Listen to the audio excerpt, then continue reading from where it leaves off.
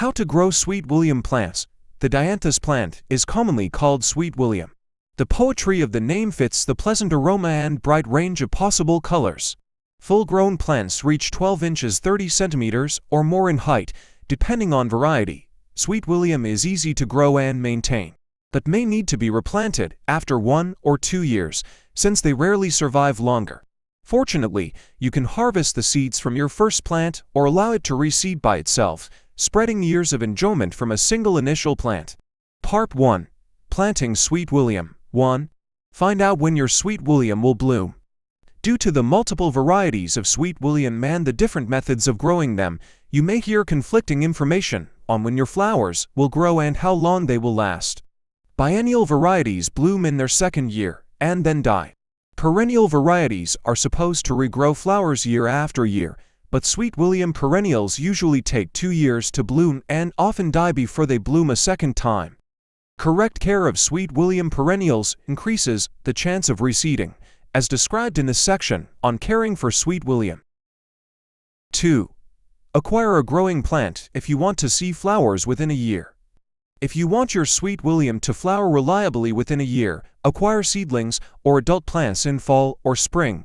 Confirm with the previous owner that the plant will bloom this year before you take it home, since some seedlings may not flower until their second year. Seeds that claim to be annuals flowering and dying within 1 year may or may not live up to the promise, depending on the variety and how it reacts to your local climate. 3. Decide when to plant. Sweet William seeds are tough enough to survive most winters and can be planted in fall or late spring to bloom 12 to 18 months later. If the plants have already started growing, or if you are concerned about a harsh winter, you may keep the plants in indoor pots, then transplant them outdoors in early spring. Once the seedlings are 6 to 8 weeks old, they will transplant easily, with low risk of causing damage. 4. Find an area with good sunlight but cool temperature. Sweet Williams grow fastest in full sun, but are best suited for cool climates. Ideally, they should receive 4 to 5 hours of direct sunlight a day, but planting them in light shade is a wise option if you live in a hot climate. USD is Zone A and above. 5. Check your soil. Sweet William prefers loose, rich soil that is well draining. Water should drain quickly through the soil and never pool on top of compact, hard soil. Optionally, you may churn up the existing soil and supplement it with potting soil to provide more nutrients.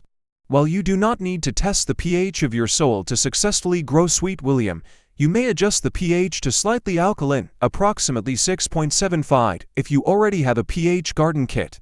Garden soil pH kits are available at garden supply stores or online. Again, this is not a mandatory tool for growing Sweet William, which are fairly adaptable when it comes to soil pH. 6. Sow your seeds. Plant Sweet William in winter hot climates only, spring or summer cool climates only. Place them on the surface and lightly cover them with 1/8 inch 0.6 centimeters of soil, or dig a trench to this depth and refill after planting the seeds.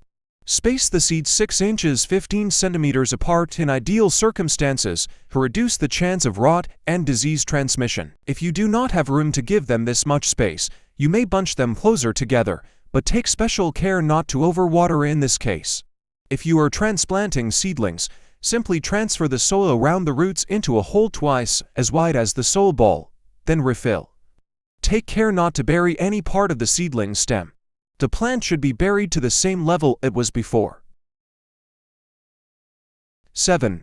Water after planting. Sweet William seeds and seedlings benefit from an immediate watering after transplanting, but take care not to soak them with more water than can drain from the soil. Transplanted seedlings should be kept in moist but not soggy soil for a few days, once they are established and recover from any withering that may occur. Care for them, as described in the care section. Part 2. Caring for Sweet William. 1. Water lightly. Keep the soil around seedlings slightly moist to slightly dry. Once the plant is mature and no longer growing, most varieties will not require watering except during hot weather. As with any plant, water more frequently if it appears withered or the soil cracks. Sweet William plants can rot if exposed to too much moisture, so be careful not to overwater. The soil should never feel soggy or contain pools of water. 2. Fertilize the plants optional. If you wish to encourage faster growth and flowering, apply a general-purpose fertilizer to the soil once every 2 to 4 weeks during the growing season spring and summer, when growth or flowering is noticeable. Follow the instructions on your specific fertilizer carefully to avoid burning or damaging the plant. It's usually a good idea to dilute the fertilizer even more than specified on the container. 3. Treat young plants with insecticide. Spray a general-purpose insecticide on young plants to discourage disease. Sweet William is susceptible to nematodes. If you see the presence of nematodes, which look like tiny, roundworms, use a fungicide on the plants according to the manufacturer's instructions. Note: if you are planning to eat the Sweet William flowers or feed them to a pet, do not treat with any type of pesticide. 4. Deadhead the blooms. Sweet William plants typically bloom during late spring or early summer, and then lose their flowers to the summer heat. When the flowers of Sweet William plants have dried, gently cut them off and discard them. This will encourage new blossom growth and prevent the plant from dropping seeds if you wish to control your garden more closely. Part 3. Multiplying Sweet William plants. 1. Allow thriving plants to reseed on their own. If your Sweet William plants are cared for correctly and the variety suited to the climate, there's a good chance they will seed your garden with a new generation before dying. If you want a wide scattering of Sweet William plants in your garden, simply let the flowers mature, die, and drop seeds on their own. Be aware that some flower varieties are hybrids of multiple plants and may produce seeds that grow into plants with different appearance or characteristics in the parent plant. 2. Harvest new seeds from the plants. In mid to late summer, after the flowers die, they will form dry, brown seed pods. Remove these once the pods are opening up at the end, about to release the seeds. Shake these pods into a container to get out the black, disc-shaped seeds for planting in fall or spring. 3. Cut off dry stems after the seeds have dropped. Once the seeds have dropped, or after you have harvested them yourself, cut the seed pods off at the stem. Usually, the Sweet William plants will have expended too much energy producing seeds to continue growing another year, but removing the pods will increase the chance of another bloom. 4. Take cuttings from mature plants. If you are lucky enough to have a Sweet William which survives more than a year or two, it may become quite large.